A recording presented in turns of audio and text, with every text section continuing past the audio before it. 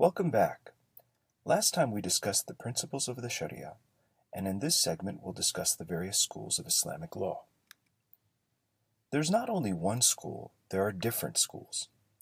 God permitted these differences to accommodate different human possibilities, different human types, different ethnic and mental and psychological propensities among the Muslims of the world, as illustrated by the geographic distribution of the various schools, to which I'll come to shortly. Sunni Muslims follow one of four schools of Islamic law, madhahib in the plural or madhhab in the singular, which were codified in the 8th and 9th centuries. They were founded by Abu Hanifa, Malik ibn Anas, Muhammad al-Shafi'i, and Ahmed ibn Hanbal. The legitimacy of the madhahib rests on the eminence of their respective founders, who were known for their mastery of the legal sciences. The Prophet said, "Diversity of opinion among the learned of my community is a blessing." This flexibility allowed Islam to accommodate many customs the world over, and thus function as a global religion. As the readings discussed and we commented upon in the previous segment, all four schools agree that the practice of jurisprudence is rooted in the Quran and Hadith, which must be consulted exhaustively before it's permissible to look elsewhere for guidance in formulating legal rulings. Where the schools differ is in their approaches to ijtihad, the process for arriving at an all things considered judgment. All these schools accept the consensus, ijma' of the companions of the Prophet as next in authority to the Quran and Hadith. But they've disagreed as to how to define consensus as the Muslim community has grown in size and distance in time from the living example of the Prophet, as we shall see in a moment. The Hanafi school was founded by Imam Abu Hanifa, who died in 768. One of the features that distinguishes the Hanafi school is its use of istihsan, that is, a method of exercising personal opinion on the basis of principles in the Quran, Sunnah, or Ijma', in order to avoid any rigidity and unfairness in performing ijtihad. Hanafis also utilize analogical reasoning, or qiyas, when no clear guidance is offered by the Quran, Hadith, or consensus of the companions, as well as using a wide range of other indicators. The Hanafi school is the majority school of law in the Islamic world, and it's especially strong in the eastern cultural zones of Islam, namely among Turkic European Muslims, as well as in the Indian subcontinent, Indonesia, and Afghanistan. Imam Malik, who died in 795, never intended to establish his own school, but his followers continued his legacy, and it's that which established the Maliki school of law. Imam Malik didn't entertain hypothetical questions, and he's said to have used qiyas, analogical reasoning, only once in his life. One of the main principles that distinguishes the Maliki school is Imam Malik's use of amal, or the customs and practices of the people of Medina.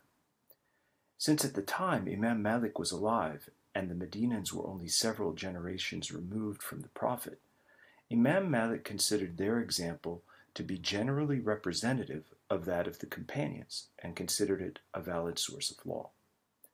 Malikis also consider the common good, maslaha, strongly in legal matters. The Maliki school is dominant in North Africa, as well as in parts of Egypt, the Sudan, Bahrain, and Kuwait. The Shafi'i school of law was founded by Imam al-Shafi'i, who died in 820.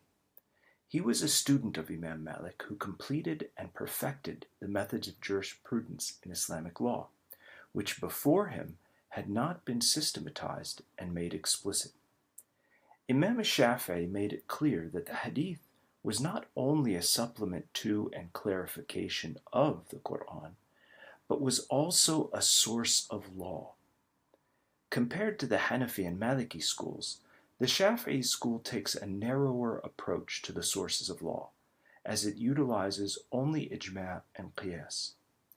The Shafi'i school is dominant among Egyptians and Malays, and is present in East Africa, Southern Arabia, and the Near East, where it has many followers, especially among the Sufis there. The strictest among the Sunni schools is that of Imam ibn Hanbal, who died in 855. He based himself solely on the Quran and Hadith. He discounted both ijma', limiting it only to the companions of the Prophet, and qiyas.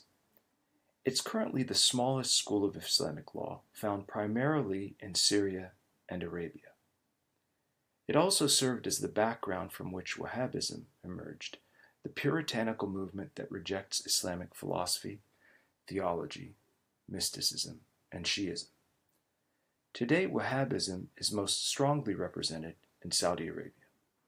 In contrast to the four schools of Sunni Islam, the vast majority of Shiites adhere to a single school of law, the Ja'fari, founded by Imam Ja'far al-Sadiq, who died in 757. He was the sixth Shiite Imam and great-great-great-grandson of the Prophet. He was also the teacher of Abu Hanifa and Imam Malik.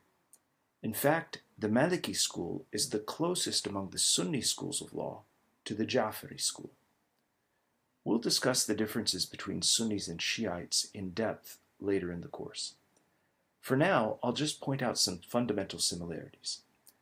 Both Sunnism and Shiism trace their origins to the earliest days of Islam and agree with one another regarding the basic doctrines and practices of the religion. Both Sunnis and Shiites read the same Quran, accept the same basic body of Hadith, and practice the 5 pillars.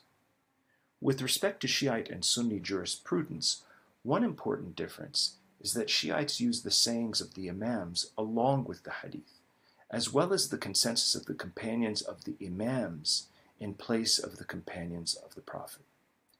Moreover, Shiites insist on a mujtahid, a person accepted as an original authority in Islamic law in each generation, but Sunnis accord this status only to the greatest lawmakers, which they believe to be very, very few, if any, today. This concludes our segment on the schools of Islamic law. In our next segment, we'll discuss the Sharia as it applies to gender issues.